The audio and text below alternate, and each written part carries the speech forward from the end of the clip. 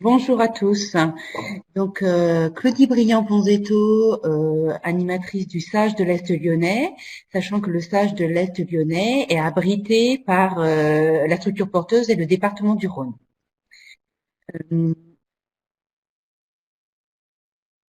Alors, ce territoire, il est situé ce sont les communes qui touchent Lyon sur sa partie orientale. Donc, c'est un petit territoire, 400 km², plus de 300 000 habitants, avec un gros développement urbain, 31 communes. Et donc, on est sur deux départements, Rhône et Isère, et également la métropole de Lyon, qui a les compétences d'un département sur son territoire. Le SAGE a été approuvé en 2009 et donc depuis 2009, on est dans la mise en œuvre de ce SAGE. Et donc là, on prépare un travail de révision en espérant aboutir en 2021.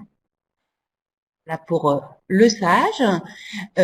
Pour ce territoire, donc on va faire quelques diapositives de présentation du territoire. Donc en surface, on a une très forte urbanisation de ce territoire, donc autour de Lyon, avec une grosse influence lyonnaise. On a d'importants pôles industriels. On a également énormément d'infrastructures routières et aéroportuaires.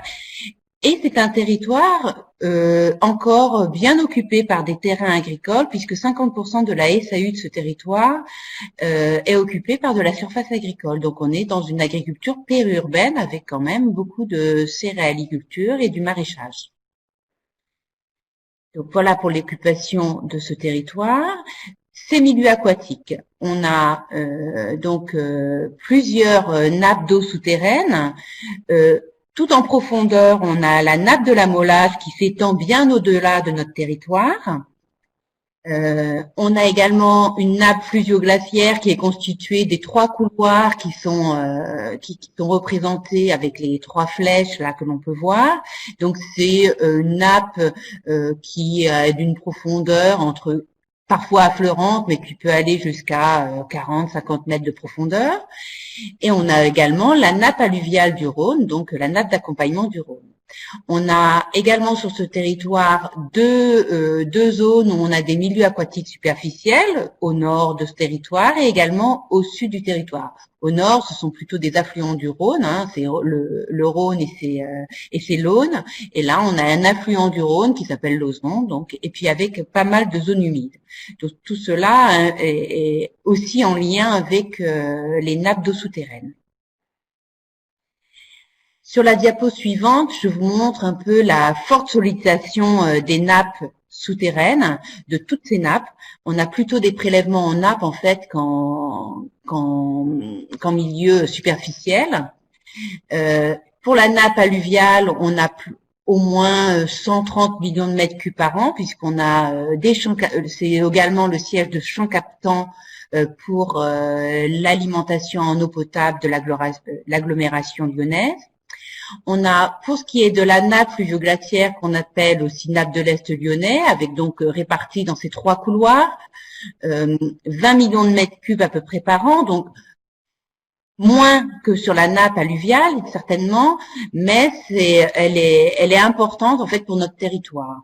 Et c'est cette nappe d'eau en fait qui fait l'objet d'un PGRE et qui va faire l'objet de toute la présentation qui va suivre.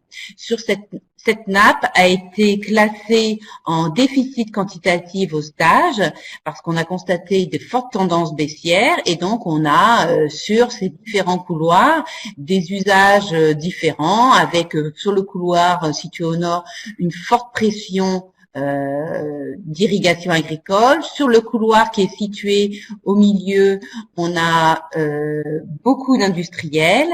Et sur le couloir situé au sud, le couloir de Hérieux, là, on a vraiment une répartition relativement équitable entre des besoins eau potable, des besoins industriels et des besoins agricoles. On a également estimé sur notre territoire les forages domestiques avec une estimation de 350 000 mètres cubes par an. Voilà, donc une nappe fluvio-glaciaire avec une forte tendance baissière qui va justifier justement les études volume prélevables et le PGRE qui va s'en suivre. Pourquoi ce territoire est important au niveau de la gestion quantitative, c'est que sur l'ensemble de ce territoire, on a un fort enjeu AEP, puisque c'est l'alimentation en eau potable de toute l'agglomération lyonnaise, et y compris du million d'habitants en fait qui est sur ce territoire, puisque le territoire du Sèche de l'Est lyonnais ne comprend pas la commune de Lyon, mais il est bien évident que les milieux aquatiques concernent également toute cette population. Donc, comme je vous disais tout à l'heure, on a des champs captants sur la nappe d'accompagnement du Rhône, donc qui sont essentiels pour l'alimentation du Rhône, de l'agglomération lyonnaise, mais on a aussi, pour cette nappe fluvioglaciaire, on a 12 captages en eau potable, des captages de la métropole de Lyon, mais aussi de tous les syndicats d'eau périphériques qui ne sont pas situés sur la métropole de Lyon. Et on a également des captages, puisque il y a une spécificité, c'est que l'aéroport bénéficie d'une DUP et donc a un captage en eau potable. On a aussi une association syndicale de lotissement industriel qui dispose d'une DUP, donc je ne pense pas que ça va durer dans le temps, et qui distribue également en eau potable son territoire. Donc, une forte demande en eau potable et un enjeu qui est jugé prioritaire sur le Sage.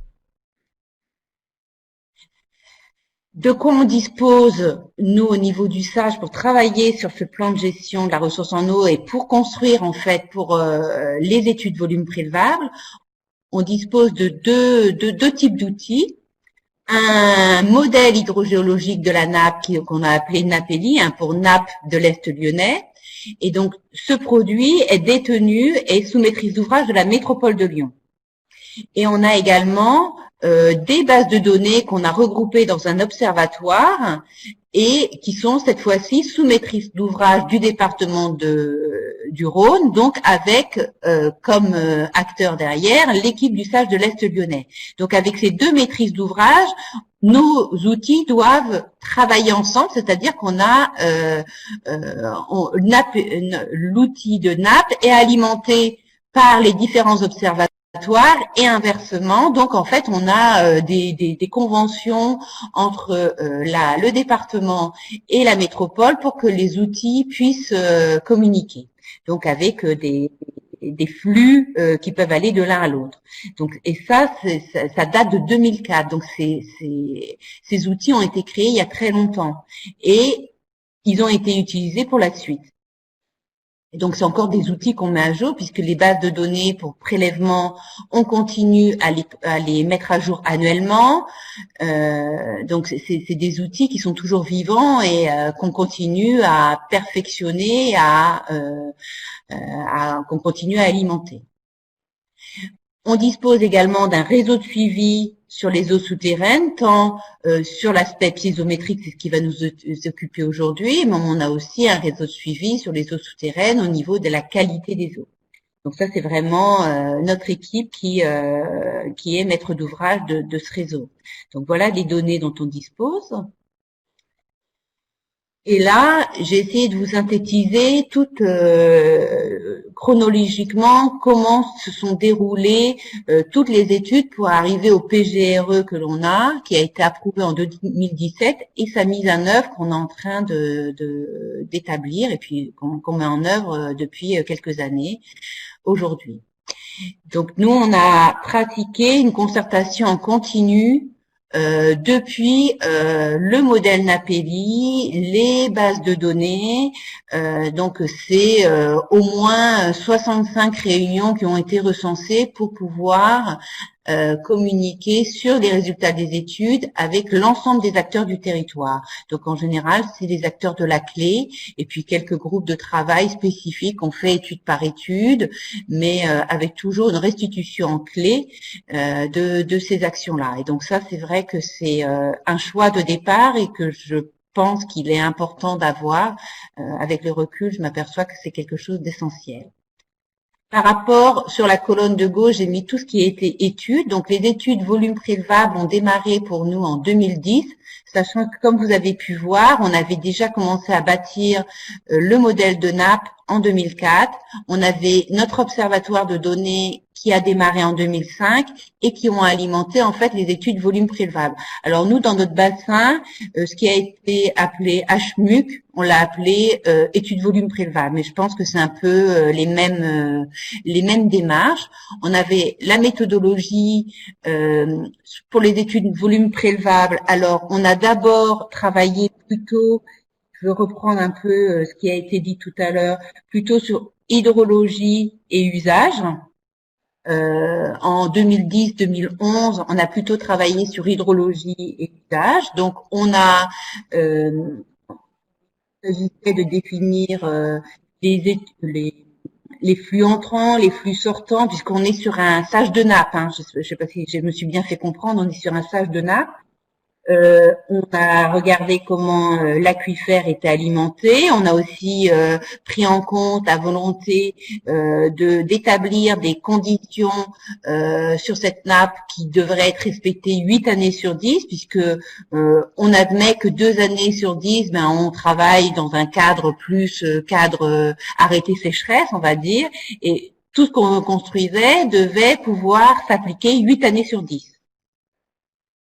On a défini en 2011 également des points nodaux et on a commencé à établir des propositions de règles. Alors, une de nos contraintes de départ en 2010-2011, c'était que par rapport à l'enjeu eau potable, les captages existants pouvaient être respectés et on calait en fait les codes piézométriques planchers en fonction en fait des captages eau potable. Et aussi, on a pris en compte les gros captages existants qui étaient connus pour au moins que ce qui était existant ne soit pas dénoyé. Donc ça, c'était pour les études de 2010-2011. Ensuite, en 2012, suite à des demandes lors de la présentation des résultats de ces études, donc on avait déterminé en fait à l'issue de ces études des volumes maximales prélevables par couloir, puisqu'on a travaillé par unité de gestion, les 3 couloirs dont je vous ai parlé tout à l'heure, et par couloir. L'agriculture nous a dit, nous, on est tellement dépendant de la météo, on voudrait pouvoir équilibrer sur plusieurs années en fait nos volumes, sachant que une année on va avoir besoin de beaucoup prélever, et s'il pleut l'année suivante, on aura besoin de moins prélever. Et donc on avait alors en 2012 travaillé sur des VMP qu'on pouvait glisser. On avait tablé sur une période de 10 ans. Donc, on avait calculé ça, on l'avait intégré dans notre modèle. Il s'avère qu'aujourd'hui, pour des raisons diverses qui s'expliquent, parce qu'il y a eu des actions de substitution qui se sont faites entre-temps, et donc, mais cette question de VMP glissante a été intéressante dans la discussion parce qu'elle a permis aussi de débloquer certaines oppositions, même si il s'avère qu'avec le temps, ça ne va pas s'appliquer. En 2013, là, on s'est intéressé uniquement en 2013, on a commencé à intégrer dans notre modèle les besoins des milieux naturels. Parce qu'en 2010-2011, en parallèle, on a fait nos études de DOE sur certains cours d'eau, puisqu'il y a des cours d'eau qui sont alimentés par la nappe. Donc, on a défini des volumes, les DOE dans les cours d'eau, et on a défini aussi ce qu'il fallait absolument, le volume maximal prélevable qui devait être dédié à l'alimentation des cours d'eau. Donc voilà comment on a procédé par rapport aux cours d'eau de Lauzon. Et on a aussi pris en compte des besoins des zones humides, et on a défini des codes planchers, des codes piézométriques planchers en dessous desquels il ne fallait pas descendre pour maintenir ces zones humides dans un état satisfaisant. Et on a ensuite intégré dans notre modèle et dans nos études en 2013 les besoins des milieux naturels. Et donc sur un couloir, pour vous donner une idée, on avait à peu près 17 millions de volume maximal prélevable. On a baissé à peu près de 2 à 3 millions de volume maximal prélevable pour prendre en compte les besoins des milieux naturels. Donc ça a été quelque chose qui a été travaillé ensemble et qui a été un peu compliqué, mais c'était important. Ensuite, étude que moi j'ai trouvé importante pour nous aider à décider. Donc là, on avait des volumes maximales prélevables, tous usages confondus, par sous-couloir, on va dire, par couloir de gestion, par unité de gestion, et qui prenait en compte en fait les besoins des milieux naturels. Et donc là, on arrivait à peu près dans les années 2014-2015, et là, on était très embêtés parce qu'on a commencé à travailler et définir des volumes nécessaires par famille d'usage. Et on arrivait à des points de blocage. Et pour lever ces points de blocage, on a fait une évaluation socio-économique sur les actions à mener et sur pour définir comment on pouvait améliorer la prise en compte des usages et puis voir les conséquences que ça avait, et conséquences économiques et puis sur aussi les usages. Et cette étude nous a permis en fait d'aller au bout de la démarche de définition des volumes maximales prélevables par usage sur l'ensemble des couloirs. Et on a pu valider à l'issue en fait de ces résultats notre PGRE en 2017. Donc là, on a validé des volumes maximales prélevables par usage, par couloir, et on a défini également un programme d'action, une trentaine d'actions pour l'ensemble de ces acteurs. Et en fait, aujourd'hui, on est dans la mise en œuvre en fait de ce PGRE. Comme ça a été déjà évoqué, on sait que les données, on a dû faire des hypothèses, dire là on est au bout de ce qu'on peut faire aujourd'hui, mais on voulait quand même valider le PGRE. On a toujours de la consolidation de données qui doit se faire. C'est très, ça demande énormément de temps.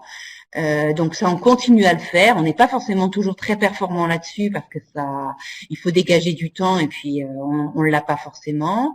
Et aujourd'hui, on doit encore intégrer, c'est pour ça que je vous ai mis dans la colonne de gauche, des nouvelles études volume prélevables, puisqu'il y a une zone humide qui avait été pas encore prise en compte pour définir une cote plancher piézométrique. On va réinjecter encore ces données et rebalayer encore les volumes maximales prélevables. En fait, c'est toujours itératif parce que à un moment donné, on veut quand même avancer. Et tant qu'on ne valide pas les volumes maximales prélevables, eh bien, on sent que on a besoin à un moment donné de cranter aussi au niveau du territoire.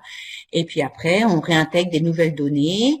On n'a pas non plus intégré les changements climatiques. Et ça, tout ça, ça va faire partie de la deuxième vague d'EVP que l'on va faire et que l'on va intégrer puisque on va réviser notre PGRE dans le cadre qu'on va intégrer dans la révision du SAGE qui devra aboutir en 2021. Donc voilà pour tout ce processus qui est relativement long. Comme vous voyez, le modèle, on l'a démarré en 2004. Les études volume prélevables ont démarré en 2010. On a pu valider en fait un PGRE en 2017 et on va rebouger un peu ce PGRE en 2021.